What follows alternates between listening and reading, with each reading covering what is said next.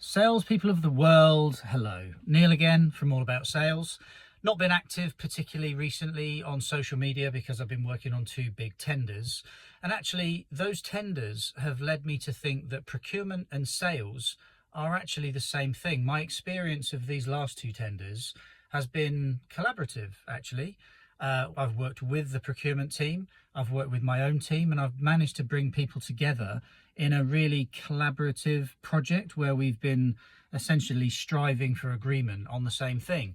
And it made me think, for those of you out there who think you're at war with your clients, or you feel like you're constantly doing this with clients and with buyers, maybe start to see things through the procurement lens a little bit. I talk a lot about seeing things through the buyer's lens on these videos. In fact, that's my approach to sales. It's what I think makes this content a little bit different.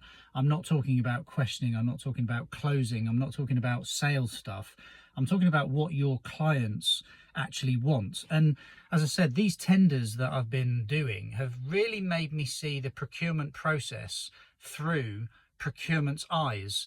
And actually, I think it's two sides of the same coin. I really do. I think it's about understanding what the objectives of the project are, understanding what the procurement team need to achieve, because they're trying to achieve the same thing you are. You're trying to get a result for your business. You're trying to sell to the client. You're trying to grow your business. But procurement are trying to buy the best way they can, and best to them actually means lowest risk.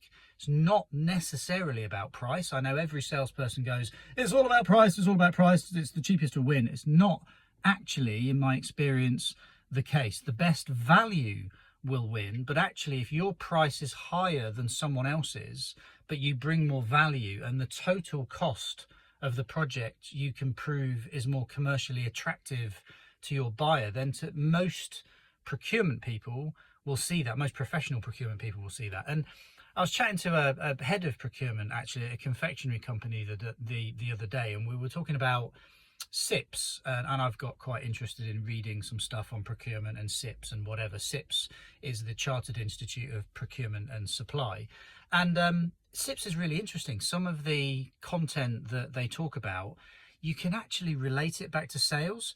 So hey, the next time you think you're at war, the next time you think you're arguing with your buyer, just think about, what are they trying to achieve? What are you trying to achieve? And is it the same thing? Are you both just coming at the same thing from two different angles? Just a thought. See you soon.